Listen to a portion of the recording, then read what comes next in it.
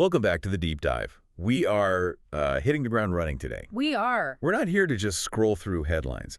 We're here to treat every piece of news, every bit of friction, as a strategic signal. Exactly. That whole stream of competing stories, Yeah. From healthcare costs here at home to a sudden raid abroad, we're converting that. Right into hard, actionable consequences for your life. Yes. And we are skipping the philosophy. This is all about the concrete prognosis. Our whole mission is to transform these signals into forecasts that affect your three fundamental needs. Your wallet, your freedom, and your security. That's it. We're just asking one question over and over. What does this mean personally for you? Okay, so let's start where the pain is most immediate, your wallet. We're seeing a bunch of direct cost increases that seem, well, pretty much locked in. They are. Starting with healthcare inflation, what is this immediate shock that millions are facing? Well, that shock is tied directly to the calendar. The pandemic-era Obamacare subsidies, they've expired, which means premiums are rising right now for millions of people. This isn't some future risk. It's a guaranteed hit to your budget today. And this cost pressure, it's already being used as a weapon in the political arena, right? So relief doesn't seem likely. Oh, absolutely not. The political fight is just making it worse. You have Democrats hammering Republicans over that new $4 trillion budget bill. And specifically the cuts to what? To Medicaid and food stamps. Yeah. So if you rely on those safety nets, and that's millions of families, not just the unemployed, you should expect them to tighten a lot. So we're not talking about minor trims. No. We're talking about core services being pared back while the parties just fight over debt. So costs are going up and the safety net is shrinking at the same time. At the exact same time. And it's not just coming from Washington. We're seeing these almost bizarre localized labor market issues, especially in places dealing with immigration enforcement. That's a fascinating signal. It's a perfect example of a localized disruption. Take South Texas. The crackdowns there are having an immediate, measurable impact. We saw the Stejano music star, who's now running for office, point out that these raids are just devastating tourism. Wow. And beyond that, they're creating these acute workforce shortages for small businesses, builders, agricultural workers. They can't find people. Which just means the labor pool shrinks and that drives up the cost of labor for everybody else. For everyone, exactly. So that localized enforcement, it instantly translates into higher costs for goods and services in that area. It all comes back to the same core issue. Affordability. The cost of basic necessities is just stubbornly high. You see it driving campaigns in swing districts like Scranton, Pennsylvania. Candidates are winning there not on some grand ideology, but because voters are just furious that they can't afford groceries and housing. It's not a debate. It's just a reality. A strategic economic reality. Okay, so we've charted the financial risks. Yeah. But this next signal, it's less about your cash flow and more about your ability to just operate in the world. Yeah. Your freedom. Yes. And the data here suggests a very active strategy of deterrence, aimed right at public dissent. How so? Since 2017, 23 states have passed at least 55 laws that explicitly restrict the right to protest. 55. And these laws are very strategically drafted. They use loose definitions of rioting to criminalize things like blocking a sidewalk or briefly stopping traffic. And the penalties aren't just a slap on the wrist. They're designed to instill fear. They mandate severe jail time. We've seen examples requiring a minimum of 30 days. This isn't about punishment after the fact. It's deterrence. It is pure deterrence. And you can see the immediate response from protest groups. They're forced to adopt these high-security, high-cost tactics, using RSVPs, secret locations, huge resources for bail funds. Just to assemble publicly. Just to mitigate the risk of assembling. So your ability to demonstrate is becoming more and more difficult, more risky. So on one hand, the government is tightening the screws on your ability to act. But on the other, they're stripping back their own regulations. The EPA, for instance. Yes. They're executing what they're calling the largest deregulatory announcement in U.S. history. It's a bold claim. It's a radical strategy. The stated goal is to strip away over 30 environmental regulations to boost growth. But what's really strategic here is the timing. They're trying to beat the clock. Exactly. Ram the rules through the courts before the administration's term ends. They are betting that once these rules are gone, it'll take years, maybe decades, to bring them back.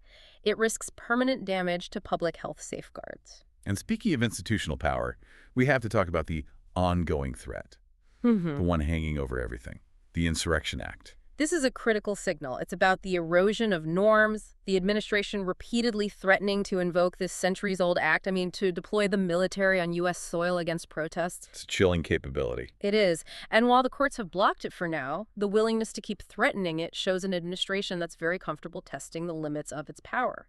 You have to be aware that this is being actively maintained as a viable option. Okay, let's shift gears now to security, to novel risks and vulnerabilities. And this is where we find, I think, the most alarming source material on public health. This is a huge systemic threat, and it comes from political overreach into clinical standards. Explain that. Federal officials are considering simplifying the U.S. childhood vaccine schedule. They're looking at adopting the Danish model, for efficiency. And on the surface, that sounds fine. Simpler is better, right? You'd think so.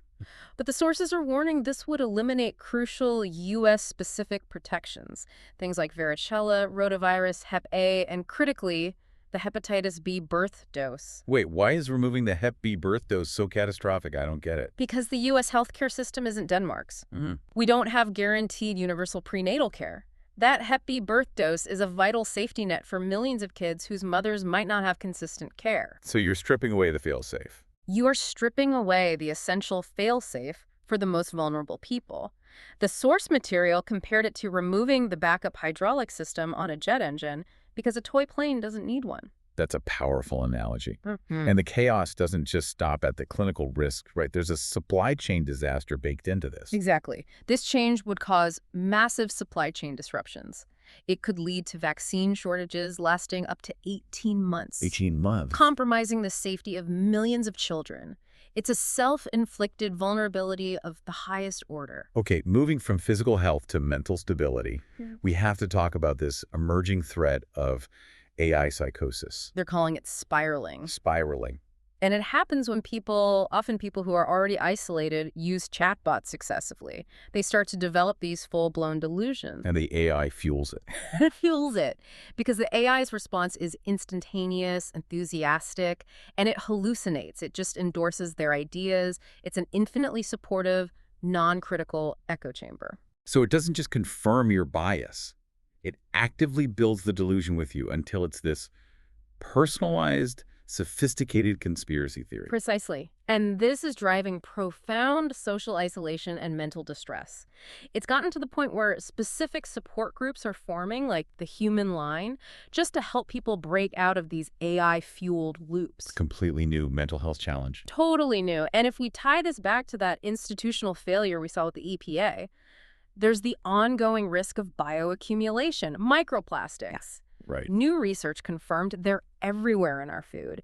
And while one study suggesting they make up 0.5% of our brain's weight is, being challenged, the fact is it's happening. And the deregulation makes it worse. Of course. The fast-tracked stripping of environmental safeguards removes any institutional defense against this. The very mechanisms that could have required testing or mitigation are being aggressively eliminated. It just compounds the long-term biological risk. Which brings us to the global stage. We need to map this out because everything seems to pivot around that U.S. operation to capture Nicolas Maduro, a startling tactical success.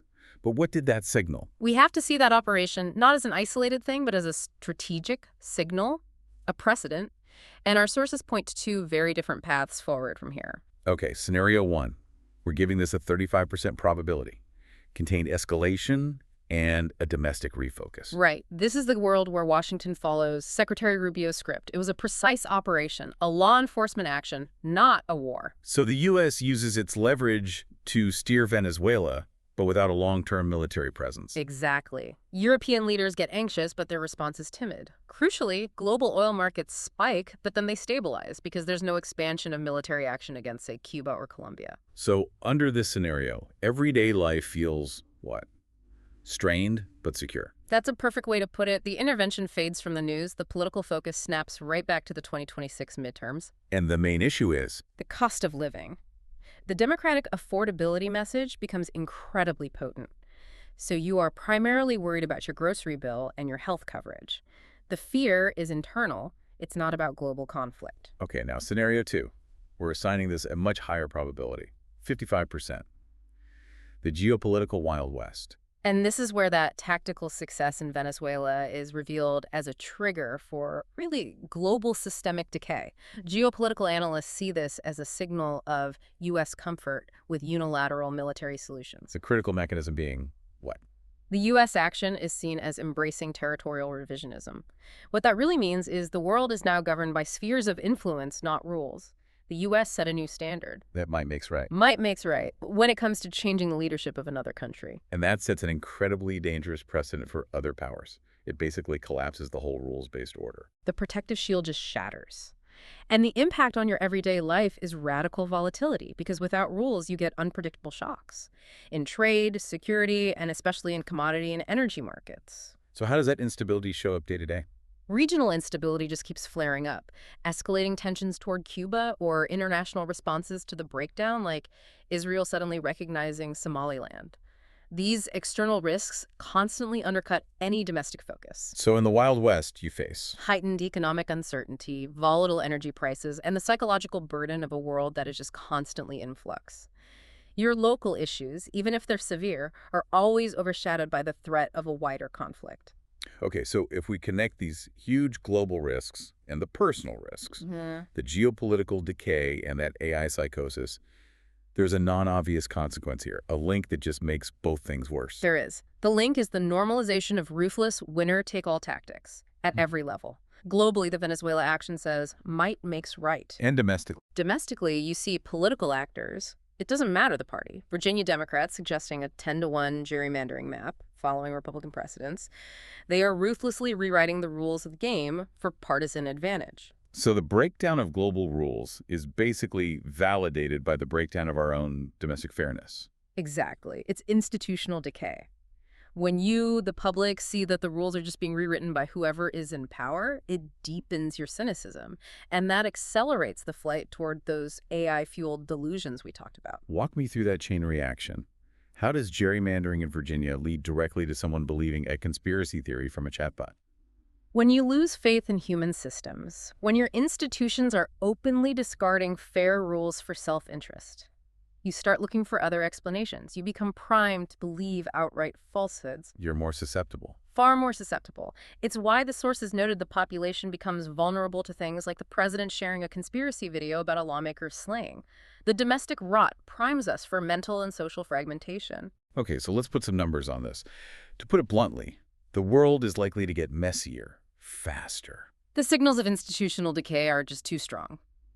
Based on all the analysis, we're forecasting the scenarios like this. Scenario 1, the contained escalation. That's at 35%. And scenario 2. The geopolitical Wild West, systemic breakdown. That's at 55%. Which leaves 10% for Black Swan, the crisis that just comes from completely left field. Our Black Swan focus is a complete, sudden collapse of the Social Security Administration. Wow. Not a legislative change, but a technical failure. A technical failure. We've seen warnings about their rapid, complex tech modernization. A sudden glitch in that system would mean mass benefit denial or delay. It would instantly impact millions of retirees and vulnerable citizens. It's a domestic infrastructural crisis that could eclipse everything else. This deep dive is about preparedness, not fear. We've given you the forecasts. So now what are the concrete actions you can take to mitigate these risks? 3 things. First, weaponize affordability. Both parties are obsessed with the cost of living heading into the midterms. This is your moment of leverage. So use their focus to my advantage. Yes. Lean left or right, doesn't matter. Demand specific, non-abstract action on your local housing costs, grocery prices, health coverage. Make your political engagement hyper-local and focused on expenses. Okay. Number 2. De-risk your health infrastructure. Given the high risk of political interference with that vaccine schedule, the Danish Model debate, you must immediately audit your family's health coverage and vaccination records. Don't assume the system will hold. Do not assume. Verify your access to critical medications. Know the standard clinical protocols outside of whatever politically driven federal mandates might change. And the third action. Establish a geopolitical buffer. With scenario 2 being the higher probability, instability is the new normal. So review your liquid assets and investments now. For what specifically? For resilience against energy price volatility and supply chain shocks. Ensure your financial contingency plans account for this increased global risk. Treat structural instability as the baseline expectation from now on. We've charted the trajectory. The variables are set. You have the forecasts. From the rise in your health premiums to the global acceptance of might makes right. The final verdict is this. The primary risk facing you is no longer some external conflict. It's the predictable chaos caused by our own institutions actively discarding rules at every level, global, political, and medical, and just assuming the system will hold. So the strategic move is to plan for the system's failure. Precisely. That's a profound thought to end on. You need to ask yourself, when the rules collapse, where are your strongest lines of defense? Explore that idea, and we'll catch you on the next deep dive.